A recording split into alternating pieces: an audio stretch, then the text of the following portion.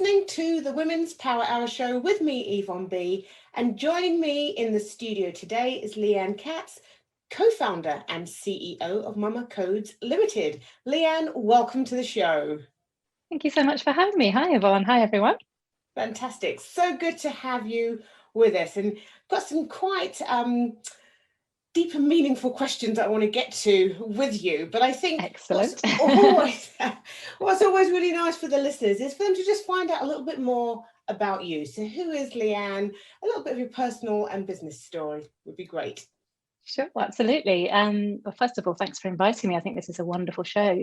So who am I? I am a mum of two in South London, first and foremost. I'm in my mid-40s. And for the past 4 years, I've been running MAMA.codes, which teaches really small children how to code computers and be the boss of their screens and really kind of understand computational thinking at the same time that they're learning to read and prepare for school and have their early primary years. And the reason I got so passionate about kids and coding and kids in tech and actually widening access for more children from different backgrounds and all genders to access tech careers and skills was from my earlier career, because at the beginning, when I graduated, I worked in a startup and very briefly, and then I went into journalism, which was always kind of my passion and where I'd really wanted to get to. And I spent 12 years at the Guardian newspaper. Wow. And you might be thinking, what's this got to do with coding? But actually the Guardian was very ahead of its time in terms of digitizing and thinking about readers moving online and to mobile and to apps. And I ended up, after a few years in purely content and editorial roles, actually being seconded into a big project to redesign the whole website. Wow. And that involved sitting in a bunker with 65 developers at the time, which is a huge team of coders for that time. And 64 of them were men. Oh dear. There was one female developer and then me. And it felt like these teams were just different tribes almost. There was just this lot of people of one type, one gender, primarily in one room, in one building even. And then the sort of largely female, creative, flamboyant, extrovert types in the other editorial building. And they kind of didn't mix. It's like oil and water. And I tried to, be the ambassador and speak both languages in a sense and bring them together to create something really wonderful. And that's when the penny really dropped for me that coding makes the world go round. No matter what career you're in, whether you want to get into marketing or medicine, it's not just this kind of ivory tower job that we need to train our children to do, and then you sort of never see them again because they're in a dark room hunched over a laptop. I had this kind of real epiphany, and those coders in my 30s, they taught me to code. The coders I was working with taught me to code in my 30s. So from there, I thought, wow, I really don't want my kids to miss out on this. It's been amazing for me. And I started reflecting on why I hadn't got into it sooner. And I thought, well, if I think about my STEM education at school, I went to an all-girls school. I got told by my physics teacher, you're a natural physicist, Lianne, you should do physics. And I thought, oh my goodness, I can't think of anything worse. That's a bit of a terrible thing to be told. It was really uncool. And of course I didn't do physics A-level. And of course I didn't go into STEM. So I actually wanted to combine chemistry with my humanities and my languages at A-level, but my school couldn't get their head around that. And so I got pushed very early into humanities and languages, which I then went and did at university. And then I went into a kind of traditional, I guess, words-based job in journalism. And then it took to my mid-30s to realize that, I was actually quite good at coding and I could use my language skills as a language learner to learn coding as a language. And I just thought, wow, there's so many people who feel excluded from this. And I sort of felt this real calling to open it up. And where better to start than really young with kids who don't have those biases and perceptions, and that they have a much lower fear of failure as well. And they just dive in and have a go. So I took voluntary redundancy. I set up my own consultancy, actually advising companies about mobile optimization and digital transformation. And then started tinkering with a friend to create what ended up being MAMA.codes, trying out little content sessions for parents and children, and ultimately setting up coding clubs that they could drop their children off at. And obviously in the last year, we've pushed that online to online classes too. Yeah, amazing. I think I love the whole idea of coding being in the hands of of the little ones, you know, because yeah, that's when, you know, I want to say that we're most pliable and most open to all Absolutely. these new things. So, I mean, it's just the perfect time to kind of get into STEM. Absolutely. And, you know, we really noticed that you can, you know, convince pretty much any child to have a go at it when you present it as something creative and fun and that's going to unlock their imagination. It's not just something that they have to learn like a dry subject. It's like a tool or a special superpower Yeah, that allows them to make things that they want, whether they want to code a joke or a song or a nursery rhyme or a play or a game, all that kind of role model play that young children do. They can yes. absolutely do that in the digital world. We really want to be like digital Lego. So giving kids the building blocks and the tools and the mindset and the attitude to then think, well, what can I make with this? Excellent. Right, Lianne, let's have a little break and then we're going to come back and I want to speak to you a bit more about your business because there's something quite unique about it that I'd really love for you to share with the listeners.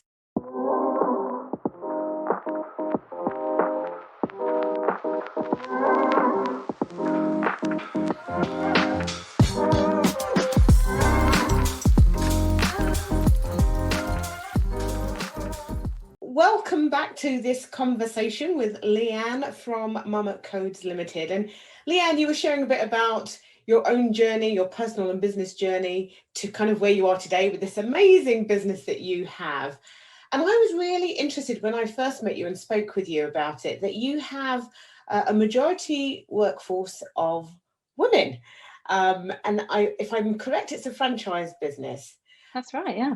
Interested to know, did you set that up specifically for it to be majority women? Has that just unfolded? And how do you make the business model supportive of women's needs? Great questions. I didn't really set out to only attract women to the business, but I certainly wanted to welcome and support and empower women and mums in particular. And I guess, you know, being called MAMA.codes, some men and dads might have felt it wasn't for them. And that is something which we kind of keep under review because it absolutely is. I guess my initial plan was to just empower and support and inspire more women to get into STEM, whether that was women aged 3, future women, or, you know, going through that kind of STEM cliff, age 9 to 12, where a lot of girls drop out. Yeah. Well, actually, I wanted to carry that through into the trainers, the tutors who were teaching the kids. And we very much at the beginning advertised roles which were flexible. It was like a lightweight franchise model, so you wouldn't be working 7 days a week. The targets were a bit lower, and it was designed to work on 2 to 3 days a week. So quite naturally, that appealed to quite a lot of parents who had kids perhaps in school or nursery some of the week. And we quickly grew that across London, actually. In 16 months, we grew from 3 pilot locations to 35 classes a week. So we were both testing out, you know, the customer appetite, but also would we attract good people who we could train, and could they deliver quality classes? And we deliberately said, you don't need to know much about coding. You either need to have taught formally in school or nursery, or informally kind of as a tutor or running a brownie unit or something along those lines. Or you have to have significant kind of childcare experience. The rest of it will teach you. And largely that really worked. It took a bit longer for the non-trained, you know, non-STEM, non-tech team members to get enough confidence. But when you start with 3-year-olds, you're very much teaching the building blocks of coding. I came from a class this morning, actually, of little 3 to 5-year-olds doing jump and code, little workshop where we taught them the very, very fundamentals of what a command is and how that's actually, you know, instructions. And we coded them to move around and move their bodies, and we coded their bodies. And so I always say this to parents and teachers: you worry that you don't understand coding and you're a bit overwhelmed and intimidated by this new subject on the curriculum, because it is on the curriculum from age 5 now. But actually you have all the skills. If you think about it as a language, if you think as a parent or a teacher, you've taught children to read and speak. Absolutely. Because all the time, through even just singing and nursery rhymes and repeated patterns and just speaking in the language with meaning around each word and each phrase in the context repeatedly, you're doing all those same techniques just transposed into coding. And so it's very accessible. And I think that's what the winning formula really is that the parents who discover it think, this is something that I know is important for my child, but I'm not intimidated by it. I feel it's accessible. And so that's something that I'm really passionate about. I'm really passionate about inclusivity and inclusion and tech for good. And I felt like I sort of had in my hands not just a business I could grow to make money, although that is, we are a commercial business rather than a charity. Yes. But I really wanted to have that social impact and, level the playing field, make it fairer, allow people, whether they were parents or students or had other responsibilities or part-time jobs, to take part and to always upskill and develop themselves and maintain, a foothold in the workplace. For many of our team, they actually couldn't work for many other people because we're so flexible. So, for example, our coding team are freelance. Mm-hmm. Many of them have taught for us for 2 or 3 years at this point, so it's been quite a long relationship. Yeah. But they absolutely choose the times that they can work. They can tell us, I can work, Tuesdays, Wednesdays, and Fridays between 11 and 4, yes, or Saturday mornings only, or Sunday afternoons. And then, we list the classes at that time, and that's when they work. And through the pandemic, we actually kept 15 mums in work in a very, very challenging time. Many of them are single parents, and they just managed to teach online from home around their children. So at a time where, it's been so well documented, so many women were facing huge challenges to continue in their careers and stay in work. We were really focused on how do we prevent that from happening? How do we support everybody? Yeah. But it's not only that. I mean, this morning I was teaching with somebody who's primarily an actor, but she does freelance, coding classes and parties with us, because it's extra income and she really enjoys it. And she has done a lot of teaching on the side as well. So it's not just the parents, but I think we have a sort of radical flexibility agenda at work. We've always been remote. Before the pandemic, we didn't really have an office. We had some office space that my business partner Rimby and I met at twice a week. The rest of the time was from home.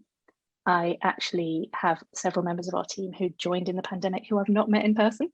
Oh, wow. And I think back to your question about how do we make it work? What do we do to support them other than having a very regularly stated ethos and culture that we've developed? We actually developed quite a lot of tools to help with remote working and flexible working. And the key thing about flexible working is that often means people aren't online at the same time. Yeah. So this concept of asynchronous working can be really challenging. And if you haven't done it before, it can be quite frightening as a management team. You sort of think, well, how do I know they're doing the work? What's going to stop them just watching Netflix and logging the hours? And my answer to that is, well, you need some kind of visibility, but you need trust first of all. Yes. And then you need some kind of visibility tools where you can share the tasks. And then my advice is just to be really deliverables driven rather than clock watching. Yeah. And actually you'll find that people will give you more, more rather than less if they don't hit their hours exactly, because they just want to get the job done. And they're so pleased to find finally an employer that says, you just get this done whenever you want. It can be 2 a.m. if you want. I don't mind. Just deliver it by this date. I'm here if you've got questions. You're a grown up. Off you go. So we primarily use a tool called Trello, which is a visual to-do list. And then I've completely solved the inbox email overwhelm thing. I have 4 emails or so a day that I have to deal with, which is bliss as managing a small company. Everything else is on Trello because it's task-based and there's questions on there. The other side is I do have Slack, which is constantly pinging me, and a fair amount of WhatsApp as well. So when I say I've only got 4 emails, I've probably got like 25 WhatsApps and Slacks, but those interruptive messages are interruptive because it should be. It's a quick question I can just answer. It doesn't clog up my inbox for later. And I don't come back to my desk and see this just overwhelming list of stuff I've missed when I've been gone. It hasn't always been easy to do that though. And I found myself kind of not flourishing when everyone else was at one point, where I'd taken on all these mums at small babies, and at 7 o'clock, 7:30, all the babies would go to sleep and suddenly they would wake up and start pinging me. So 7 to 9 p.m, it was just this ping, ping, ping, ping, ping on my phone. And my kids were getting really upset. They were older. They were sort of 7 and 10 at that time. And I said, oh, will your phone ever stop? It's kind of, we want you now. This is our bedtime with you. Oh. And it reminded me, I'm going around preaching about, positive screen time and healthy digital balance. And then my kids are really suffering. So I took that away for a little bit. I tend to go for a walk in the park when I'm mulling these things over. And I thought, wow, I'm bending over backwards to make this a family-friendly, flexible work culture. But I've forgotten to say what I need. Indeed. So along with someone who was working in an operations role at the time, we sort of sat down and came up with this etiquette And I just want to share it with the listeners because it's really changed everything for me. And I just hope maybe it might be some small use, and obviously change it, adapt it as you guys feel it fits with how you work, or even on a personal level. The way it works is this. We have a little P1, P2, P3, priority 1, 2, and 3 system. And before any message, we try and put what level of urgency it is. Because if you never really speak to anybody or see them, you can misunderstand a text-based message very easily as being super urgent, deal with this now, drop everything. And that can get really stressful, particularly if you don't know, if you're new or you're freelance and you don't know the people asking you for the work that well. And so what we say is P1 is like drop everything, and it's like the website's broken, or, you know, I always like to say there's a fire on the mountain and we need to drop everything and go deal with it. So that's rare. Maybe 2 a month or something. Yes. P2 is, I guess, the bulk of everybody's work. I need your help or support or some information in order to get my stuff done. So when you can, please look at this, or you could say P2, not urgent, or urgent, and then say the thing. And then P3 is, I guess, the bulk of most emails, just so you know, FYI, so that you were informed and updated about something. But actually, does that really need to sit in your inbox forever? If it's for the record, it's a long, detailed thing, and you need to refer back to it, pricing guide or a sales pitch thing, obviously. But most of it is, I've spoken to her, she knows what she's doing. You don't need to worry about this. And that just absolutely revolutionized everything. And it really made us all a lot more mindful that we're assuming that this other person wants to hear from us this way at this time, but actually they don't. And that very much, for me, quietened down my evening. So we all have the ability and encouraged to say, I actually like to be contacted mostly at this time and not on those days. And I really don't want to be contacted at this time. Yes. And then it actually led us to really dive into our, I guess, productivity and our cycles through the day and the evening. Perfect. Fantastic. Well, I love that. P1, P2, P3. And it's amazing how sometimes a simple system can make so much difference. I love that. I really do. We'll come back right after this.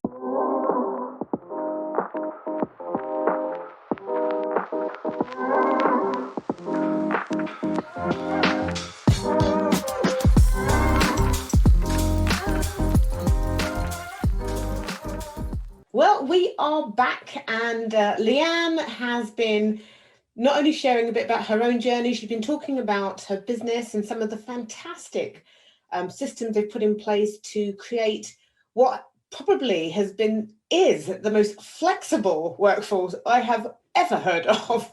And I love it, because I do believe that we're living in a time where people require this level of flexibility in order to live a full life, quality of life. But I know when we spoke before, the other thing that's really important to you is about inclusivity, really having a business that is for everyone. So can you just share a bit more about that? Absolutely, with pleasure. It's one of the things I'm most passionate about.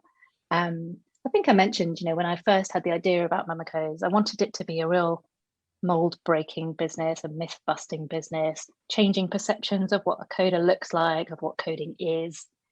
In the beginning, I kind of just role modeled it myself. Mm-hmm. And then as the team grew, my business partner Rumbi joined me, and she's very passionate about this as well. And the two of us kind of led from the front on this, and actually naturally attracted an extremely diverse team.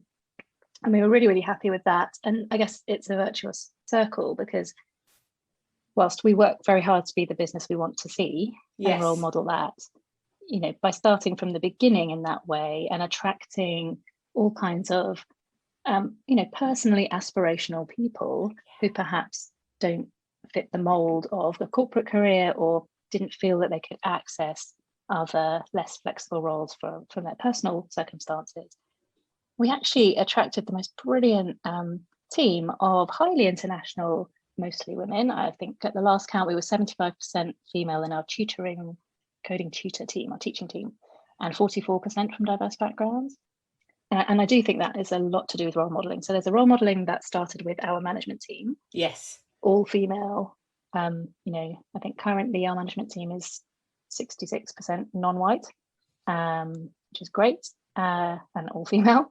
In a sense, we need some more men, but I've just got some on my advisory board, and investors, because that traditionally is still very male. You know, we really think about it every day in every way that we communicate with our team and outside. So right from the start, I always wanted to have a lot of girls in social media images and our photography. I wanted to show what our tutors looked like and the kinds of activities that we did, because mostly parents were totally clueless. You know, coding for 3-year-olds, even for 5-year-olds, what does it look like? They kind of imagined them sitting there with screens scrolling with the matrix on it, totally baffled, totally couldn't understand it. So we needed to demonstrate what we meant and what we did. And so we started doing that. And in a sense, just by kind of showing up and standing up and shining a light on who we were and what we did, Yes, that was a very inclusive activity. And we noticed that more and more girls were coming, and we noticed that we were getting into different areas and different school communities. And it grew from there. But we've also done a couple of very specific things to ensure we did enough outreach to make those cohorts of particularly children and their families aware of our work and able to access it that they wouldn't otherwise have done. The first thing we did was work in primary schools and actually subsidise those camps, so that those clubs, so that we know where a private class might be paying £10-12 per session, those children were paying £5. And the pupil premium children tended to come free because the school would use the budget for that. So quite quickly in those large groups classes, we were accessing and including children who definitely wouldn't come to our commercial based classes. So then we wanted to take it a step further, and we knew we were training a lot of coding tutors and teaching assistants. They weren't quite class ready for our commercial operations yet, and they needed some in-class experience. But we thought, well, why not give them experience and offer the classes for free for one local primary school in Kennington, and then also a fantastic charity in North Kensington in London called Nova. And Nova was situated in Ladbroke Grove, really near the Grenfell fire community that was hit by that terrible fire tragedy in 2017. They did amazing work before, but they did particularly amazing work in the aftermath of that. And they had a families program of education for skills, not just children, but the parents as well, perhaps had some language challenges or job readiness training.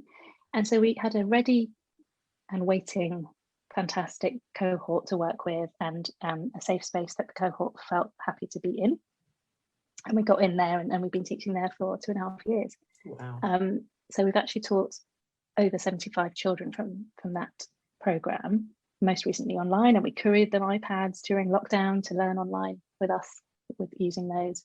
And actually what we've done since Christmas is that we used to do charity appeals at Christmas and raise money for this program and have some corporate sponsorships as well. Always interested if you're listening and you've got corporate or a small company that wants to sponsor these classes. They're not expensive per class to run. We thought, well, you know, this is a really terrible time for marginalised families, and the digital divide is gaping even wider. Why don't we just ask our paying customers if they want to support this every single time they book? So we added a kind of opt-out donation of £2.50 on every class or holiday camp. 42% of the customers chose to donate while booking. So that actually raised quite a few £100s, and we've been able to run pretty much weekly classes through that charity partnership. So, you know, outreach and inclusion is really, really important to us. And wherever we can think of something that we can do affordably, you know, we're right there. We've got a second charity partnership kicking off now with Over the Wall, which I just want to mention is a fantastic charity to check out. They support seriously ill children, some of them terminal, to have enrichment experiences outside their day-to-day, which is often very constrained, and often they're out of school for long periods. So they can lack confidence and lack social skills. And they do usually residential camps for these kids to just make friends and learn new activities and get stimulated. And so now that's online, we've been able to donate some sessions to that, and we're hoping to roll out. So as I see it, you know, you can be really passionate about purpose alongside profit. And actually, I have found that by doing these really meaningful activities and outreach, that motivates my team almost more than being booked for a paid class. So it's kind of the glue that binds, you know, our team, our investors, our customers, our family, our community, is that through this hugely beneficial digital training, they're also benefiting other children who normally wouldn't be able to access it. And recently we did a kind of customer referral program where just by recommending a friend to try a free taster, we would donate £5 into the outreach appeal, and we had a huge take up from that as well. So I get a real kick from not only having empowered the kids who book on and their families to have a healthier relationship with technology and a much more positive attitude to the right kind of screen time, Yes. But also, as a side product of that, we're managing to fund these outreach programs. Yeah, I think, it really, it warms me because I've seen your site. I've been, I've taken some time to go and have a look. And I have to say, what I really loved about it is that whoever the visitor is, they'll see a reflection of themselves. And by that, I mean ethnically diverse, the age. Well, role modeling is just so important. Some people Yes. say that it's not true about, you can't be what you can't see, but I think demonstrably it is true to some degree. Yeah. And we have a duty to reflect those who we want to attract. And, I get really sick of the kind of debates about, the woke agenda and everything. And I just think it's about being fair and enlightened and modern. And, we work really hard to have a representative curriculum as well. Yeah. So we're extremely cross-curricular. We're very multicultural in our subject matter. We've done kind of world religions, celebrations. We've done a course on Black heroes of fiction and history. That went down brilliantly, and we're going to rerun it this summer, online and in venues. And the response has been fantastic from the parents. They said they don't get this kind of education at school. It's gold. So I think role modeling is just so important, and we found it as well. I mean, we've got gender parity now in our classes for 3 to 7-year-olds. Yes. It drops off a bit after that, the girls do. We've only got gender parity because we're always pushing the girls in the images. We're making the curriculum creative and fun, tailored for girls as well. And we've got female tutors, many of them who are mums and, cuddly for the younger ones. And we're working with the girls to bring their friends, because when you start a class, it's always male heavy. And you have to work at it to get the balance. Yeah, brilliant. Well, we're going to have another break. And when we come back, I'm going to speak to you about something a little bit more personal. So we're going to move away from the business a bit. But stay tuned, folks. You're going to want to hear what's coming up next.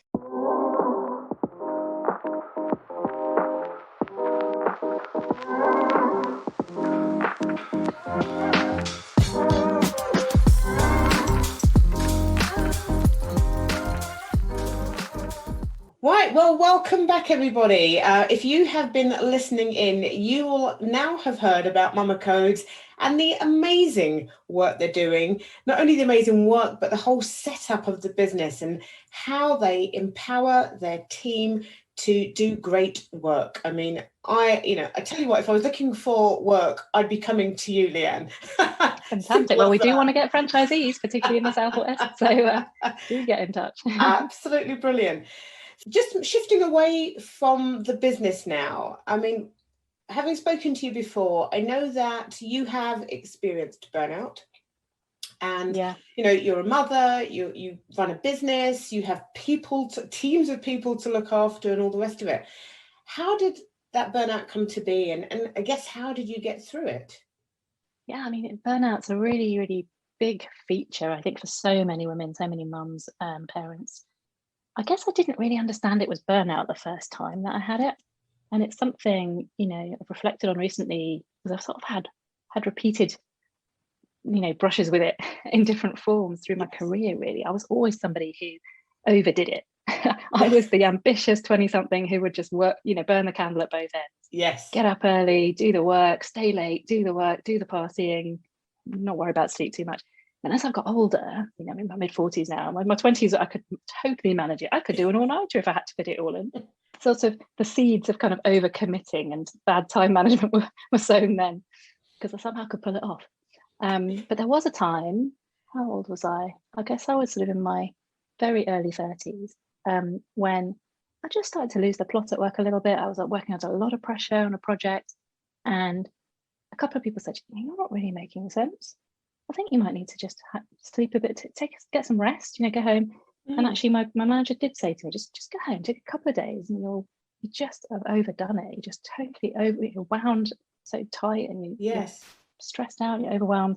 And I was really pleased they did spot that, because I could just catch up with myself in a couple of days. It wasn't a serious thing, but it did sort of just raise a flag to me that, okay, you might have been able to do this now and then, or even regularly, sort of be superhuman. Yes. But that's kind of stopping as you get older, and actually that's not sustainable. You can't create, your work life and your expectations in that way, otherwise it's just going to get worse.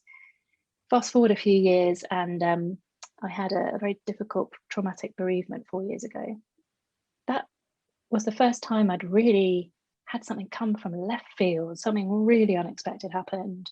It was actually a crime, and could not have predicted it. And my sort of sunny, positive outlook was really shaken to the core by that. I had a delayed effect of actually post-traumatic shock from that a couple of years later. Yes. But since that time, I've had a lot more anxiety. I had a lot more kind of concern about, I guess it was a lack of confidence at times. Is my decision right? And overthinking that and over worrying about that. And I started to notice that I was kind of burning out more regularly. And by burnout, I kind of mean I just was so exhausted by the end of the week. Sometimes it followed a bit of a weekly pattern. I would give to my kids, give to the business, support people when they needed help outside that, just do that extra favor, just do that extra trip in the car. And then I would just get to Thursday, Friday and be absolutely poleaxed, totally useless. And then the whole cycle would repeat again. And maybe I'd be quite a grumpy mom, and maybe I'd have to sort of pull out of some social things I'd planned or exercise I'd planned for the weekend because I was just too tired. And it can take a bit of perspective, can't it, to notice that that's happening for yourself. Yes. And that's really something I was terrible at.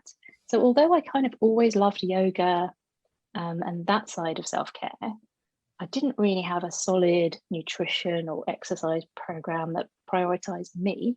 Certainly when I had 2 kids under sort of 6 or 8, now they're 9 and 12, I'm beginning to surface again and think, I can just leave them be, and I can just go and slope off and do an online meditation or an online yoga class. It's much easier. So I do really speak from a position of sort of experience and solidarity with parents of younger kids, because you really just don't have pockets of time longer than like 3 minutes sometimes. One big thing that I found recently to help me just remember self-care kind of daily, really, if I can, is an app called Nourish, which I really, really rate. And there's a free version, you can download it, and it's just got pocket-sized, bite-sized audio meditations and visualizations, and instead of doing a yoga class, just do one pose, just take that minute for you, or multitask, while the children are doing something, you can see them, you can also do a little bit of yoga. And little by little, by allowing myself to do that, I just made those sessions longer. And I got everybody else used to the fact that I needed to prioritize myself. And then I started thinking, well, actually, I'm role modeling quite a good thing here for them. Absolutely. And showing that, sometimes I struggle, sometimes they struggle. And these are some healthy things we can do in response. So it's been quite a long journey for me, because I think both professionally and personally, I overgive. I'm a giver. I like connecting people. I like offering to help. I like doing favors. I like taking everything on my list. And I have to consciously think the opposite. Like, who's going to do this for me? I need to get it done, get it off my list. But it doesn't come naturally. And it is very difficult. But I still burn out all the time. And I think the only thing that I found consistently helps me clock it is journaling. Just making a little note every day. How was that day? Whether it's scoring it out of 10 or writing down the key emotions, things that went well, things that didn't. I use a little hardbound journal called 6-Minute Journal. Yes. And it literally takes me less than that. There's a morning section and an evening section. It's just that moment of there's gratitude in the morning. Set yourself up on a positive note for the day, no matter how bad things are. Think of things you're grateful for. And then how am I going to make today great? And then an affirmation, which I don't do naturally, and I've really had to work at. I'm getting quite into it now. And then in the evening, how did it go? What did I learn? Great things I experienced today. And then how could I improve for tomorrow? Yes. So I'm quite a practical person. I like knowing that I can see progress. I like data. I think journaling is really great. And then I can look back and I can think, there's a pattern here. I did these things, I felt terrible. I did these things, I felt great. Must do more of those second list of things. Yeah, that's kind of, I guess, my experience with burnout. It's still very much a factor in my life. I have to check myself all the time. But isn't it good that you can notice it, and because of the things that you do, like journaling, you are actively being able to see what's happening, and probably catch it before it hits the worst place. And I think that sometimes that's the best thing to do, is just being able to catch it before it really hits the rock bottom. Absolutely. Place. I think, I've had burnout of different degrees, I guess having to take a couple of days off work is a pretty serious one. having that realization that I actually had quite a major shock and needed to kind of take time to process that and notice that it was impacting on my personal life, my parenting, my professional life, my leadership life. Being quite open and transparent with my team that I was going through some stuff, I think was really important to me, and they were incredibly supportive, still are. But there's still, a lack of understanding about these things. I think originally it was the stigma thing, oh, can I say that I've got these sort of challenges or ongoing, or I've had them? Will that look weak? Will that look like, if I'm talking to an investor, will they think, oh, she's a bit unreliable? And actually, I think, that's nonsense. Everyone has these issues. It's mental health is just like physical health. And yes, it's the enlightened people who feel confident in saying, I have spotted these things, their development needs, their kind of maintenance needs, and I'm investing in them and I'm looking after myself. Actually, if you're doing that, you've got a far better chance of success in business and in your personal life than if you just ignore it. And I think I'm really heartened by the increase in discussion and coverage of mental health, self-care, as just a day-to-day thing that affects everyone. It's not mental illness. It's not this condition and that condition. It is part of everybody's makeup. And the younger that we can teach our children some of these themes and techniques, the better. We actually end our coding classes with some mindfulness for children, because we know that the online world operates at a faster pace than the real world, and we need to gently bring them back. And actually, a lot of parents, I know, don't like screen time because it can trigger kind of meltdowns and tantrums in the children. But actually, when it's managed, and it goes the same for us adults, we need to actually take a few breaths and look at some further focal points after a screen time session, just to readjust. It's definitely been a bit of a voyage of self-discovery for me over many decades, but I'm winning more than I'm losing. So good. And that's a good thing. And again, there's just some of those simple tips that you gave about the app and journaling. And I think, and something that I would say all the time, listen, it's not about having to find an hour all the time. If it's 3 minutes, it's 3 minutes. If it's a 10-minute, but make it about you, because you will feel better for it. And very much in a life where we have our children, we want to role model good behavior to our children. I think if you asked any mother, would you be happy if your daughter, or son for that matter, burnt out? They'd be like, oh my gosh, absolutely not. So step up into that role model so that they can see what it's like not to burn out, or not to put yourself in a place where that's likely to happen. And no one feels good, absolutely, myself included, if I lose my rag with the children or my partner. You don't want to be grumpy mum.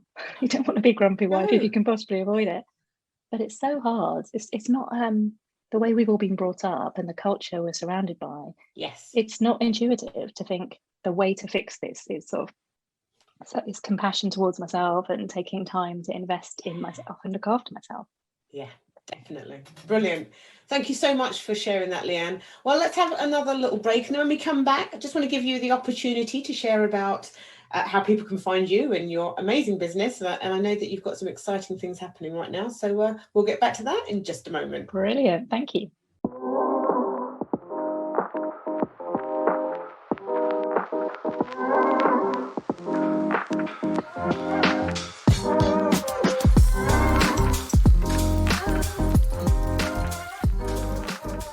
Well, if you have been listening to the show, you will know we've been speaking to Lianne from MAMA.codes Limited, and she's been sharing not only about her business, her amazing business model, but also sharing about her self-care, the experience of burnout, and really kind of giving some tips and ideas that you yourself can put in place if you feel that that's an area that you've not been paying attention to.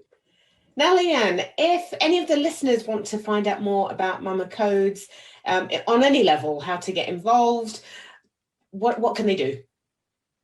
Brilliant. Well, we'd love to see some of your listeners join our community, because above all, we are one.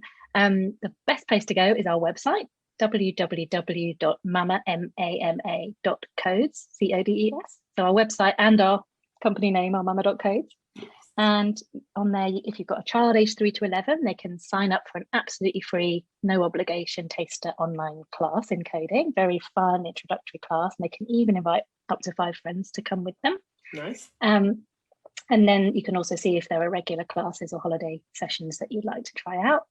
We are also doing a crowdfund. So we're raising some money, £150,000 on the Cedars platform, which is actually the ability to buy shares in the company. It's not a kind of charity fundraiser. It's you can put in anything from £10 and you can own shares in the company, join our investor community. We've last time round attracted quite a few parents and first time investor mums, which is just fantastic. Nice. But we've still got a very largely male list of investors, and I would love to welcome more women if you're listening. You can find out more information on our website. Again, in the menu, there's a section about the crowdfund. And then, you know, our team is growing. So now we're coming out of COVID, we're looking to franchise further and get out of London. And so we're super excited to franchise and find people who would like to run their own flexible business in Southwest.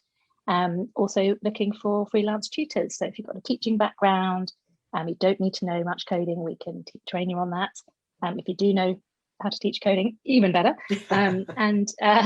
Please feel free to contact me at hello@MAMA.codes, and the email address hello@MAMA.codes. And again, if I've mentioned anything that resonates with you or you're interested to continue discussing or I can help with in any way, please don't hesitate to contact me. I love connecting with people. I'm on LinkedIn as well. It's KATZ if you're looking for me. And last but not least, we've been very busy in our team. We are launching a kids coding app as well, which is coming out in July, called Looparoo. So you can again find out information on how to join the waiting list and get 3 months free subscription on our website. Marvelous. So it's get to the website because everything is there, including all of your social media contacts as well, I believe. Absolutely. And on social media, we actually have a brand new free Facebook group called Raising Digital Kids. So if you're after more broad advice on online safety, healthy digital habits, managing screen time in the family, that's a great place to go. And you can interact with us with questions, and I'll do regular lives in there. Marvelous, marvelous. Lianne, thank you so much for your time. Thank you so much for sharing your story, sharing about the business.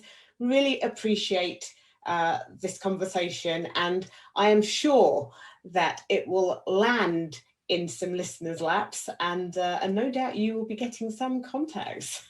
I look forward to the emails. It's been brilliant, Yvonne. Thanks so much. Thank you.